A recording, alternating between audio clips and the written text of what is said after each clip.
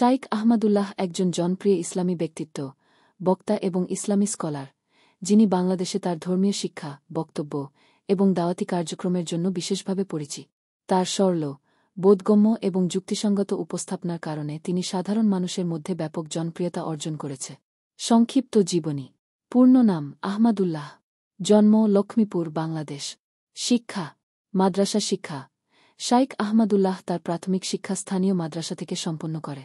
এরপর তিনি উচ্চতর ইসলামী শিক্ষা গ্রহণের জন্য সৌদি আরবে যান। সৌদি আরবে তিনি মদিনা ইসলামী বিশ্ববিদ্যালয়ে পড়াশোনা করেন, যেখানে তিনি কুরআন, হাদিস, ফিকহ এবং অন্যান্য ইসলামিক শাস্ত্রে গভীর জ্ঞান অর্জন করে। কর্মজীবন।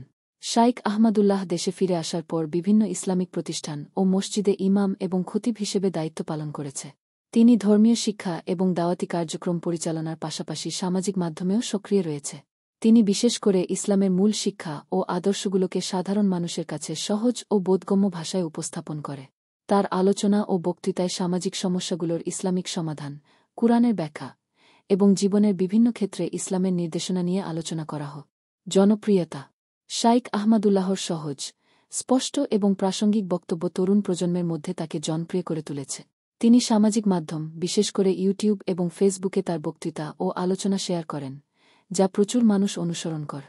তার বক্তব্যে ধর্মীয় বিষয়গুলোর সহজ ও কার্যকর উপস্থাপনার পাশাপাশি আধুনিক জীবনের সঙ্গে প্রাসঙ্গিকতা তুলে ধরা হয়।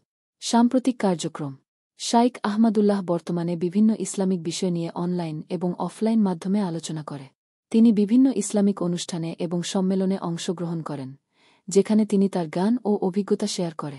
এছাড়া তিনি সমাজের বিভিন্ন স্তরের মানুষের সাথে সরাসরি যোগাযোগ করে তাদের ধর্মীয়, সামাজিক ও নৈতিক সমস্যাগুলোর সমাধান দিতে কাজ করছে।